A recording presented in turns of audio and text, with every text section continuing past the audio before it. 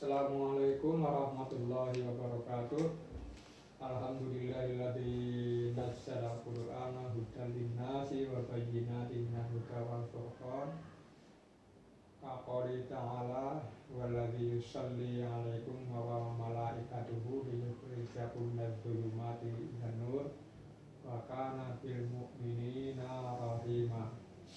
Para pemirsa yang budiman, saya akan melanjutkan bagaimana mengartikulasikan rahmat Allah dalam kehidupan rumah tangga atau lingkungan, ya. Bahwa hal ini diwujudkan atau diperintahkan di dalam Al-Quran dalam surat An-Nisa ayat pertama, ya. Allah memperingatkan keberadaan manusia sebagai satu umat, ya. A'udzubillahi minasyaitonirrajim. Ya ayyuhan nasu udu, atau saya ulangi, ya ayyuhan nasu taqu rabbakumul ladzi khalaqakum min nafsin wahidah wa khalaqa minha zawjaha wa bassa minhuma rijalan katsiran wa nisaa'a wattaqullaha alladzi yatasaaluna bihi wal arham innallaha kana 'alaikum rahima. Yang artinya, wahai sekalian manusia, bertakwalah kalian kepada Tuhanmu yang telah menciptakan kalian dari diri yang satu. Kemudian Dia menciptakan dari diri yang satu itu pasangannya. Kemudian Allah mengembangbiakan dari keduanya penduduk laki-laki maupun perempuan yang banyak jumlahnya. Oleh karena itu, bertakwalah kalian kepada Allah yang dengan menggunakan namanya kalian saling meminta satu sama lain. Dan peliharalah hubungan kekerabatan. Ini yang disebut silaturahmi. Sesungguhnya Allah itu maha mengawasi kalian. Nah, jadi implementasi dari sifat Allah Ar-Rahman itu diwujudkan di dalam aturan kelembagaan, ya, untuk mewujudkan hubungan kekerabatan. Nah, lembaga itu adalah keluarga, ya, yang diawali dengan nikah, ya, syar'i.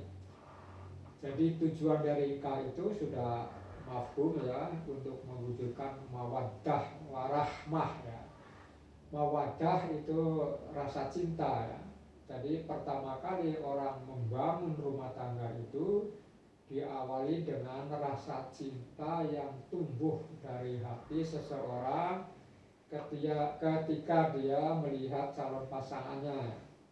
Nah, setelah itu dia menjalin hubungan kekerabatan, dan ketika dia sudah membentuk satu lembaga sosial yang terkecil itu rumah tangga, maka berikutnya adalah dia harus membangun rumah tangga itu berdasarkan rahmat.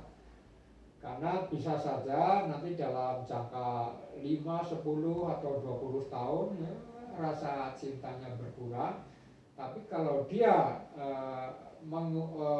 merasakan pada dirinya ada amanah untuk mewujudkan rahmat dari Allah, maka perkawinan itu akan abadi, ya, sampai salah satu atau keduanya itu berpisah, dalam arti meninggalkan dunia ini. Nah, itulah rahmat diwujudkan dalam bangunan rumah tangga sebagai institusi sosial yang terkecil. Nah, disebut rumah tangga, sebenarnya di situ ada dua makna, ya. Secara fisik rumah itu adalah bangunan, ya, bangunan fisik. Nah, tapi secara normatif yang namanya rumah itu adalah kaidah-kaidah yang mengikat, ya, kaidah dan akidah yang mengikat. Oleh karena itu dalam bahasa Inggris dibedakan, ya, antara house dan home. orang yang mengalami kerusakan rumahnya, rumah fisiknya itu dikatakan mengalami broken house. Tapi kalau seseorang mengalami keretakan rumah tangga sampai hancur, itu yang disebut broken home. Ya. Jadi rumah dalam hal ini memiliki dua fungsi, rumah sebagai bangunan fisik dan rumah sebagai institusi agama. Jadi broken home itu bukan rumah fisiknya yang rusak, tapi agamanya yang rusak, sehingga dia mengalami kalang kabut. Sebagaimana Allah punya bait ya, Baitullah secara fisik, secara simbolik itu adalah Ka'bah yang ada di Makkah. Tapi secara normatif bait Allah sebagai rumah tangga Allah adalah ad-dinul Islam itu sendiri. Sehingga rumah tangga yang dibangun oleh manusia itu merupakan himpunan bagian dari rumah tangga Allah yang harus dibangun berdasarkan norma-norma rububiyah Allah. Nah, oleh karena itu di sini diperingatkan dengan kata Robbakum ya, wattaku Robbakum, karena ini berkaitan dengan rububiyah. Yang pertama, dalam membangun lembaga rumah tangga itu adalah menjaga dan menunaikan sebaik-baiknya tiap hak dan kewajiban dari seluruh elemen rumah tangga itu. Suami, istri, anak-anak ya, itu harus melaksanakan hak dan kewajibannya untuk melestarikan lembaga silaturahmi ini. Dan yang paling penting adalah apa yang tertulis di dalam surat An-Nisa ayat 9. A'udzubillahi minasyaitonir rajim.